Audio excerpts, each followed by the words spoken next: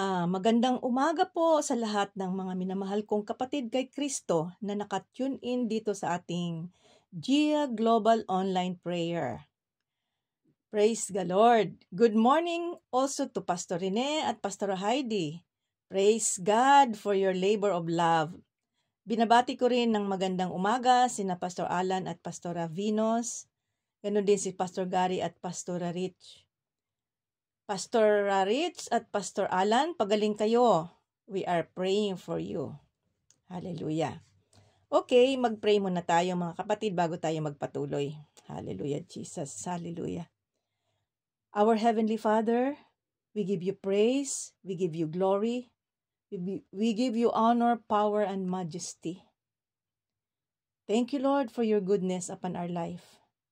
Thank you for sustaining us with your mercy every day. And as we come before your throne of grace, we ask you to cleanse our hearts and our minds.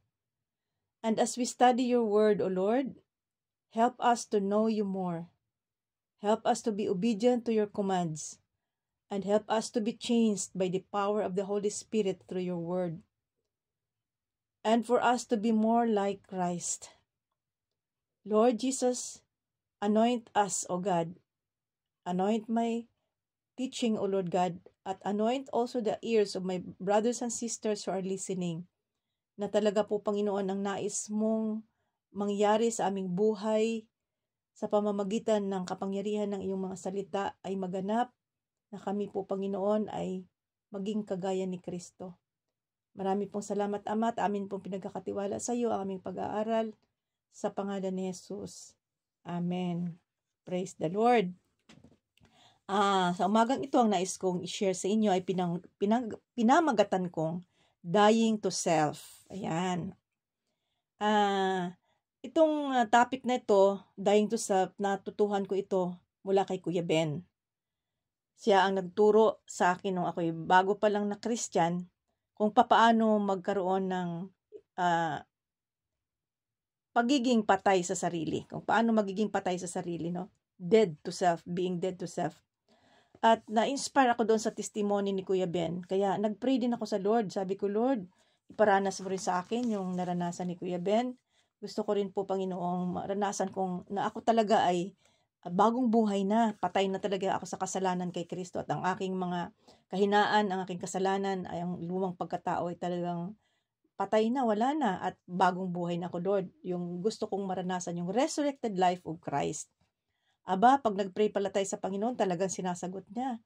At naku, yung aking experience na yun ay talagang malaking impact sa akin na natuto talaga ako ng husto. At yun talaga ay parang nakita ko na it's a great miracle in my life, yung changed life. So, dito sa ating pag-aralan na dying to self ay talagang sana ay ini-encourage yung bawat isa sa atin na i-apply natin sa ating sarili ito kasi napakalaking bagay ito para sa ating buhay Kristiyano, sa ating paglilingkod sa Panginoon at sa ating pakikisama sa ating mga kapatiran. Dahil kapag we are already dead to ourselves, nalilesen yung mga problema kasi napaprioritize natin ang kalooban ng Diyos.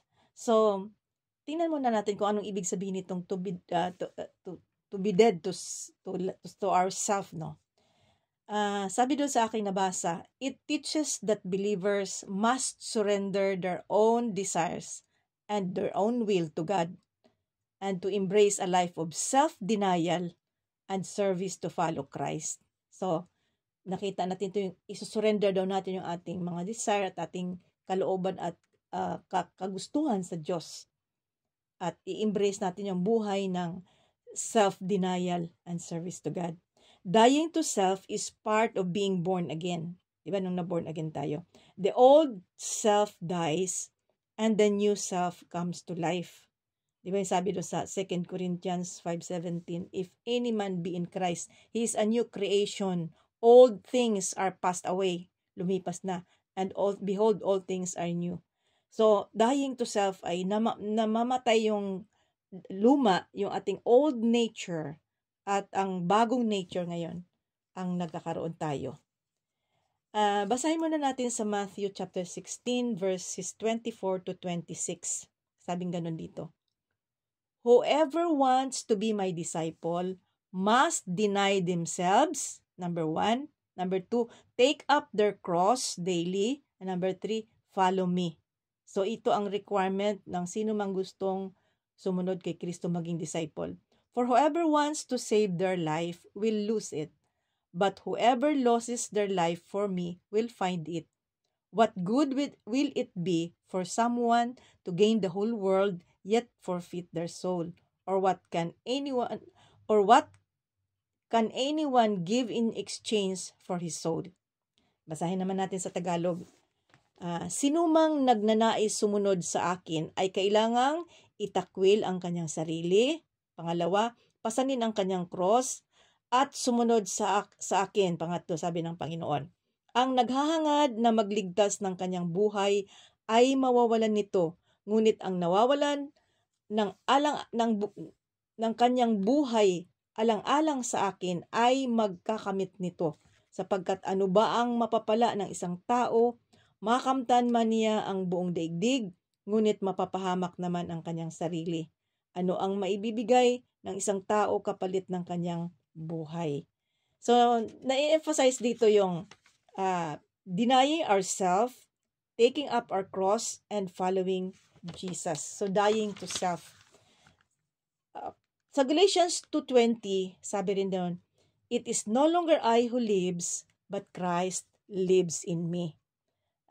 Sa mga kaidaran ko sa GIA, yung tinuro sa atin ni Kuya Ben na kanta, it's no longer I that liveth, but Christ that liveth in me.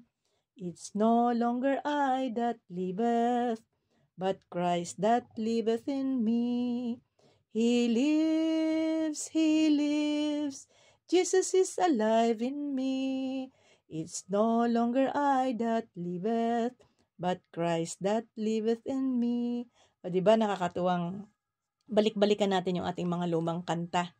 Praise God, nakakatuwa na may power ito pag sinasabi natin, it's no longer I that lives, but Christ lives in me. So, kapag sinasabi natin we die to self, ano ang nagiging resulta? Nagkakaroon tayo ng self-denial, giving up of personal self-interest and desires that go against God's will. Hindi natin ini-insist kung ano yung gusto natin, kundi nagini-give up natin yung ating mga kagustuhan. Ano pa ang nagiging resulta pagka tayo ay namatay sa ating sarili, no? We prioritize God's will. Nasi-shift yung focus natin from our own goals and desires to God's plans for our life, no? Hindi, kumbaga naiiba na yung ating priority. Kapag sinasabi natin we are dead to ourselves but alive in Christ. Hindi na yung sarili. Ano pa ang nangyayari? Nagkakaroon ng spiritual transformation. Ano ba yung spiritual transformation? Yun yung proseso of dying to the old sinful self natin and being born again into a new life in Christ. Kaya nagkakaroon tayo ng bagong identity. So, nagkakaroon ng spiritual transformation, pagbabago. Yun ang nangyayari sa atin. Ano pa? Following Christ, nagiging masunurin tayo sa ating Panginoon. A necessary step to be a true follower, marked by a commitment to live like Jesus, enduring suffering for faith and serve God. Yun ang nangyayari sa atin, no? We follow Jesus. And then, complete surrender. Ito yung nire-relinquish natin yung ating claims to our own life, recognizing that we belong to Christ and have been purchased by His sacrifice. Yun bang hindi natin pinagpipilitan o ini-insist kung ano yung gusto natin, but in complete surrender, Lord, ang kalooban mo maganap, hindi yung akin. Di ba, we have the right to defend ourselves. We have the right to be angry. We have the right to do things na gusto natin. Pero kapag alam natin na hindi yan nakakalugod sa Diyos, o for the sake of unity of brethren, kahit alam mong tama ka, kahit alam mong mali siya, kung nakikita mong makakasira yon sa relasyon, hindi bali na lang na malamangan ka ng konti. Huwag ka lang manlamang. Yung bang complete surrender, yung hindi baling nasaktan ka, magkaroon lang ng peace. Hindi baling tama ka, kahit tama ka, hindi mo na lang ipinagpilitang, tama ako kasi alam mo na magkakagulo lang o hindi na matatanggap. Kasi ang taong sarado ang isip, ay kahit anong paliwanag mo pa niyan ay talagang hindi niya tatanggapin. So, complete surrender na, Lord, kahit alam kong tama ako, for the sake of unity and peace, ay hindi ko i-insist ang aking sarili. Yun ang dying to self. Ano pa? Focus on God and others. Yung instead na naka-selfie mode tayo, isi-shift natin yung ating focus from ourselves to God's will and to the needs of others. Hindi tayo nagiging makasarili. Ang paningin natin hindi lang yung sarili natin, but God's will and others' needs. Dying to self means denying an attitude of self-seeking and egoism. It is putting God as a hero in our lives by making ourselves as zero. Sabi nga ni John the Baptist, that He might increase and I will decrease.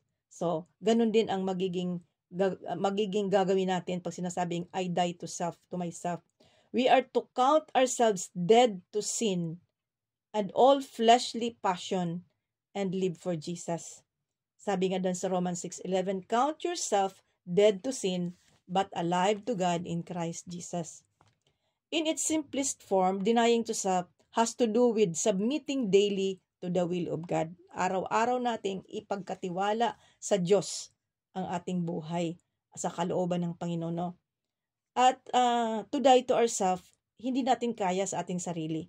It is initiated by the power of the Holy Spirit. Without the power of the Holy Spirit, hindi natin kayang mamatay sa ating sarili kasi talagang buhay na buhay yung ating kalooban yung ating sariling kalooban, no? Our will.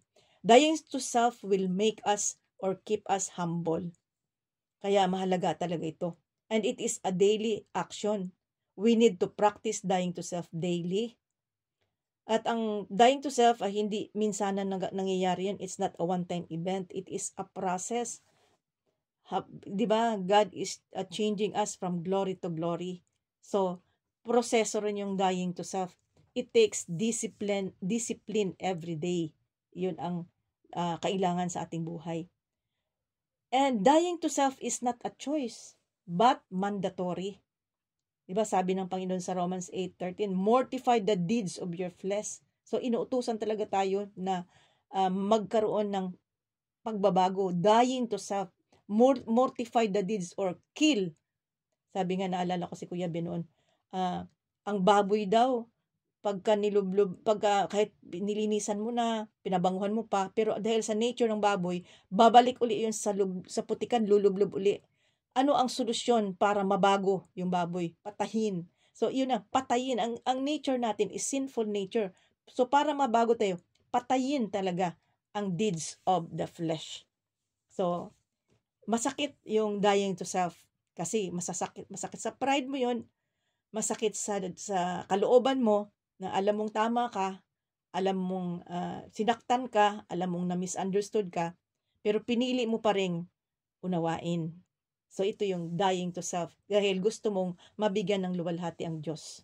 Lagi ang binibigyan ng priority ay ang kaluwalhatian ng Diyos, ang kalooban ng Diyos. So bakit napakahalaga nitong tinatawag natin na dying to self? Di ba yung sinabi doon kanina sa binasa natin sa Matthew na whoever wants to be my disciple must deny themselves. Take up their cross daily and follow me, sabi ng Panginoon. So, kapag hindi tayo willing na mamatay sa ating sarili, it disqualifies us from being a true disciple of Christ. Kasi ang true disciple of Christ ay anong ginagawa niya? Sabing ganon, deny yourself, take up your cross, at patuloy nga sumunod sa Panginoon. So, madi-disqualify tayo sa pagiging true disciple of Jesus Christ kapag hindi tayo nag-undergo ng dying to self. Holiness and sanctification. Without dying to self, it is hard to have holiness and sanctification. Kasi itong holiness and sanctification, it's a fundamental and ongoing process of spiritual growth, making us more like Christ. Binabago tayo ng Diyos araw-araw hanggang sa tayo ay maging kagaya ni Kristo. Napakahalaga rin ito dahil kapag talagang we died to ourselves, ang community ang nagbe-benefit. Bakit? Kasi when we focus less to ourselves, no? Ang mga kapatiran, tayong lahat ay hindi natin masyadong binibigyan ng kahalagahan yung ating sarili. But we give more focus to the will of the Lord. Ang community at nagiging stronger. It fosters unity and collective compassion. Ganun ang nangyayari. Kasi, siyempre dahil dininay natin ating sarili, ibig sabihin, we esteem others more highly than us. So, kapag ganun ang ating iniisip, so walang samaan ng loob, maiiwasan yung samaan ng loob, dahil iniisip mo, hindi ka agad sumasama ang loob mo kung hindi ka man pinansin o may ginawa sa hindi maganda ang kapatid mo. Kasi, laging iniisip mo na, I die to self. Laging iniisip mo, ang kalooban ng Diyos, ang kaluwalhatian ng Diyos ang gusto kong mabigyan ng puwang dito na mangunguna sa aking buhay. I esteem others highly than myself. So, instead na iisipin kong, nasaktan ako nagalit ako isipin kong, ay, bakit kaya ginawa niya? Siguro may problema siya. So, kapag gano'n yung ating attitude, naiiwasan yung mga samaan ng loob, naiiwasan yung mga away-away, kasi nagkakaintindihan. Iniintindi natin yung iba kaysa sa ating sarili. So, kasi patay na ako sa aking sarili, kaya dapat ay hindi na ako naghahanap ng atensyon. Dapat ay nagbibigay na ako. So, ito yung importance ng dying to self. Nakakapagbigay talaga sa atin ito ng magandang resulta sa ating relasyon sa Diyos at relasyon sa bawat isa. Ngayon naman, tingnan natin kung ano yung practical aspect nitong maalala ko nga pala dito sa community benefit, no? Gusto ko lang i-share sa inyo dito yung experience ko, no, dito sa Italia. Dito kasi sa Italy, mahal ang bahay. Kaya ang mga Pilipino, pag may umupa ng bahay, nagpapaboard. So, nasa boarding house ako. Sa boarding house, maraming iba-ibang klase ang kasama mo kasi hindi naman lahat Christian. At iba-ibang ugali ang pakikisamahan mo.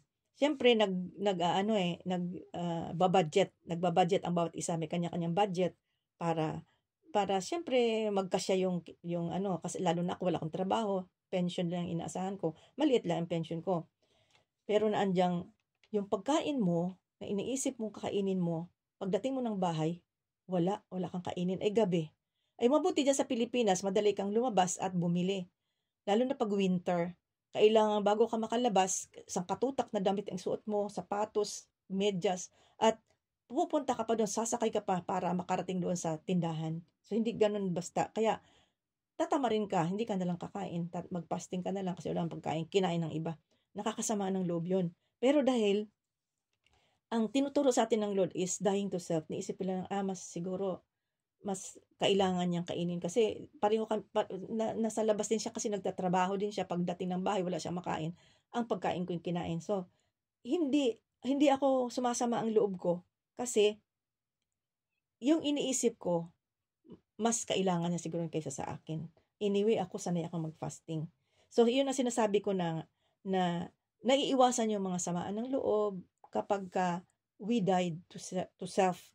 Dahil ang lagi nating iniisip ay paano maluwalhati ang Diyos, paano ko mabigyan ng kasiyahan ng Panginoon, paano ko maunawaan ang ibang tao, paano ko mag-serve sa ibang tao. So, priority natin, hindi yung sarili, kundi si Lord at ang ibang tao. So, dito sa practical aspects, daily commitment, kailangan talaga ng mayroon tayong daily commitment. It is a lifelong process requiring us to take up our cross daily and continue to walk with God in the life of service. So, para talaga yung dying to self ay magiging kumbaga sa part ng ating buhay, we need to daily commit. Magko-commit talaga tayo na, Lord, I am committed to you na gagawin ko ito, Panginoon. I-exercise ko sa buhay ito ang dying to self. Pangalawa, yung resilience, yung katatagan. This commitment helps us to avoid becoming defensive or angry when misunderstood, mistreated, or when our efforts are disregarded. Kailangan tayong may katatagan. Maging matatag tayo sa ating buhay, no? Ito yung mga practical aspects para maging very totoo yung dying to self. Naranasan ko yung sabi ko kanina, may karapatan tayong magalit, may karapatan tayong i-defend ang ating sarili. Pero may karapatan tayong sumama ng loob, pero ang iniisip natin lagi ay paano ko mabigyan ng kasiyahan ang aking Panginoon? How would I please God with my attitude, with my thoughts, with my words, with my actions? Kung paano ko binibigyan na pinahahalagahan ang iba, ay ito, nagiging matatag tayo. Kasi kahit tayo ay misunderstood, ma-mistreat, or hindi, o ma-disregard yung ating mga pagsisikap, hindi tayo basta-basta masasaktan, magagalit. Naalala ko yung aking karanasan na dito ako talaga hinasa ng Lord sa mga karanasan kong ito, kung paano mamatay sa sarili. Naranasan ko yung may binati akong isang kapatid. Pero nung binati ko siya, mula ulo hanggang paa tiningnan ako ng matalim at inismiran ako. Hindi ako pinansin. May masama pala ang loob sa akin. So, siyempre, pagka ganun, ay may mga kasamang iba, napahiya ako.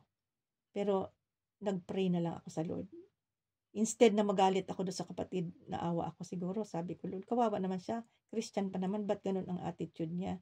Lord, tulungan mo siya na ma-overcome niya kung ano man yung galit niya.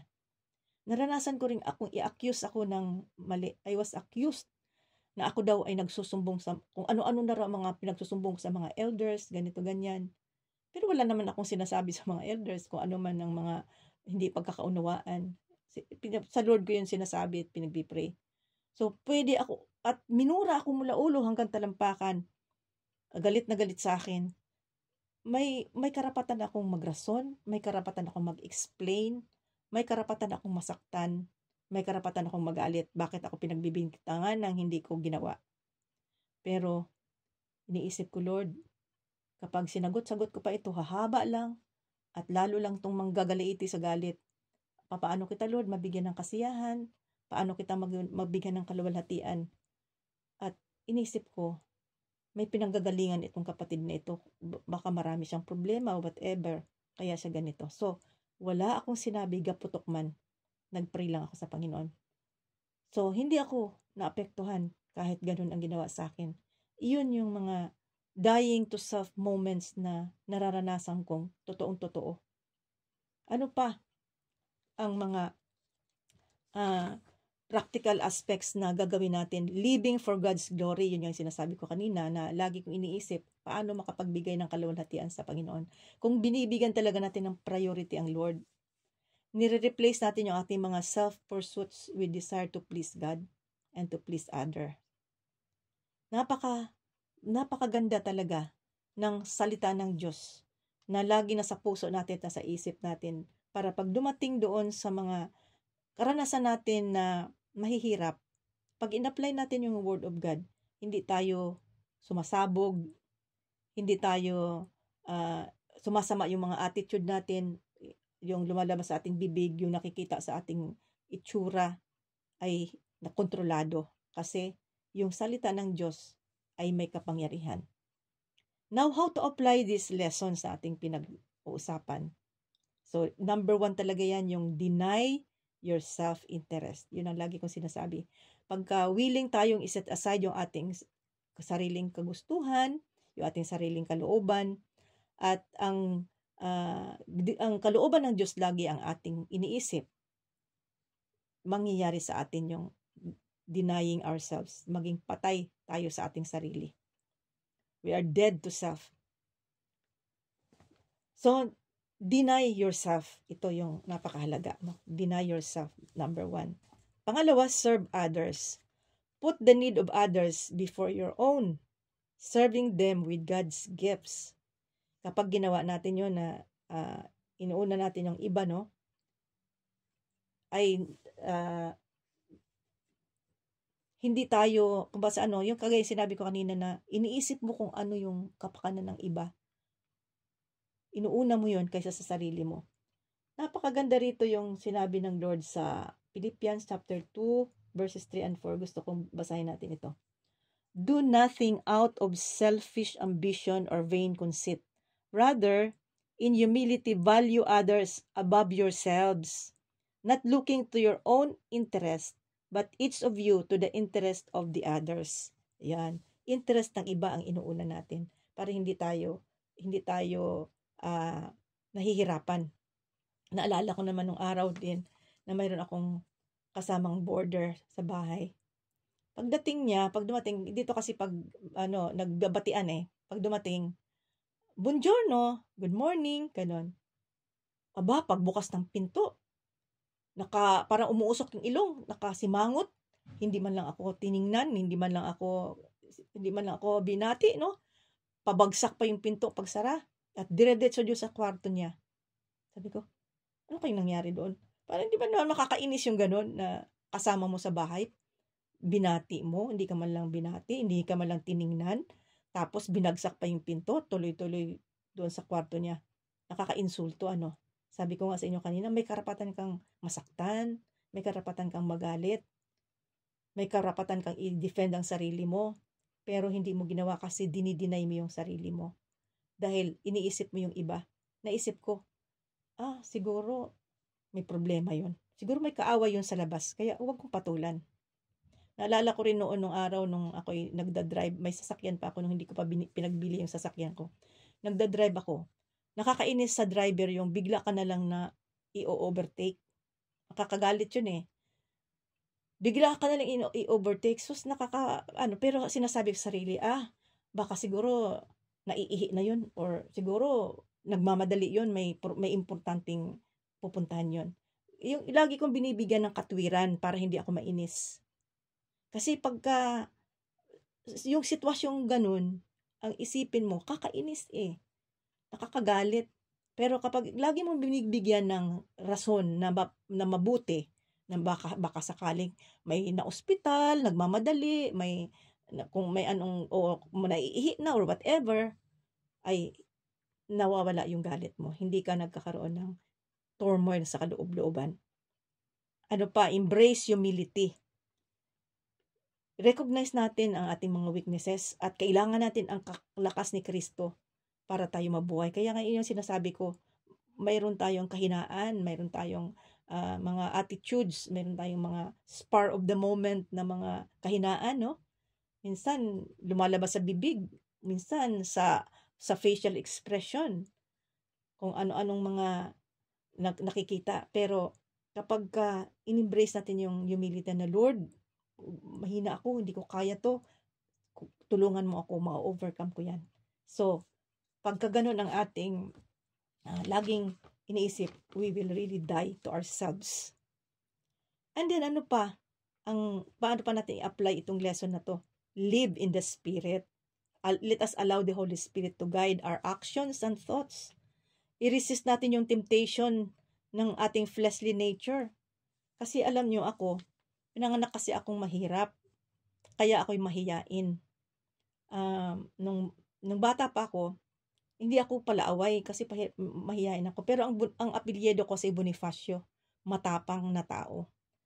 Kahit hindi ako nakikipag-away, pag inaway ako, hindi naman ako magpapatalo. Ako ay palaban. Talagang hindi ako magpapatalo, kundi makikipaglaban talaga ako. Ganyan ang naging ugali ko na binago ng Panginoon. So natuto akong mabuhay sa espiritu para na-resist ko yung temptation ng aking old nature, fleshly nature na talagang palaban. Lalaban ako hindi lamang sa bibig, hindi lamang sa mga salitaan.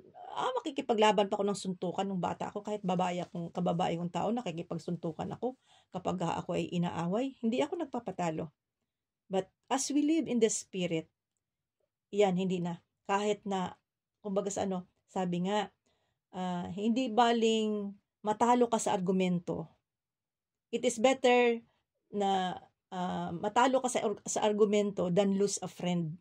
Kasi kung minsan, dahil lang sa, alam mong tama ka, ipaglalaban mo talaga, ipagpipilitan mo, tama ako eh. Pero dahil sa ganong, excuse me, sa ganong sitwasyon, masasaktan na yung tao at mabawalan. Nasisira yung friendship. Kaya nga sabi ay, mas maigi pa daw na matalo ka sa argumento, pero wag kang mawalan ng kaibigan.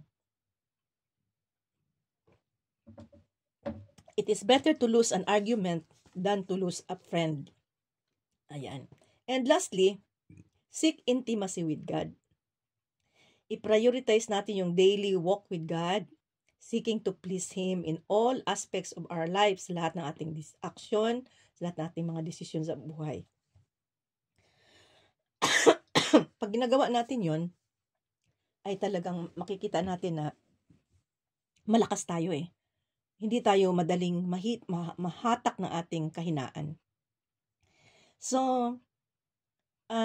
i-conclude ko itong aking sharing sa inyo na ano ba yung natutuhan ko kay Kuya Ben, kasi ganito yon. Nagkwento siya na nabasa niya yung Galatians 2:20, "It's no longer I that lives, but Christ that lives in me." Siya daw ay nakasakay ng bus. Dala-dala ng kanyang portfolio, kasi sa mga nakakilala kay Kuya Ben, kasi abogado yon, may portfolio siyang dala. Pag akyat na ng bus ay siksikan ang bus, punuan, pero may nakita siyang upuan. So pumunta siya doon sa bakante at uupo na siya. Ay mayroong lalaki doon na maging katabi niya. Nung paupo na siya, biglang parang minove ng lalaki yung paa niya. Nasagi siya, nahulog yung kanyang portfolio, siya kung nawalan siya ng balanse at nalhulog yung kanyang portfolio. So, nagalit daw siya, talagang sumiklab daw yung dugo niya at gusto niya niyang suntukin yung mama na yon. Pero narinig daw niya, biglang parang nagsalita daw ang Lord na, "Ben, you are dead." Sabi daw niya, "Yes, Lord, I am dead. I am dead." Nung sinasabi ng, "Yes, Lord, I am dead daw, unti-unti daw humupa yung kanyang galit at ginawa na lang pinulot na yung kanyang portfolio at umupo siya, tumahimik lang siya, ganon. So hanggang sa nawala na yung kanyang galit. Nung marinig ko yun, na-inspire ako, sabi ko, Lord, gusto ko rin maranasan yung naranasan ni Kuya Ben, kasi ako din, pag ginalit mo ko talagang sumusulak yung dugo ko, talagang makakatikim ka talaga ng hindi makain ng aso ng mga salita, or nung hindi pa ako born again, or masasaktan ka talaga, ganyan ako pag nagalit. So yun ang prayer ko. Ay talagang nga, sabi ko, pag nag-pray tayo, sinasagot ng Lord eh. Nung araw ay ang dami kong mga dala-dalang libro.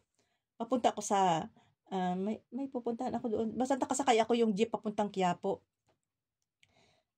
Diyan sa may bago sa, yung underpass na yan, bago umakyat papuntang Quiapo, galing ng Espanya ang bus, ay ang jeep. Yung jeep kasi sinasakyan ko, kaskasero. Kaya nung doon pa lang sa may bandang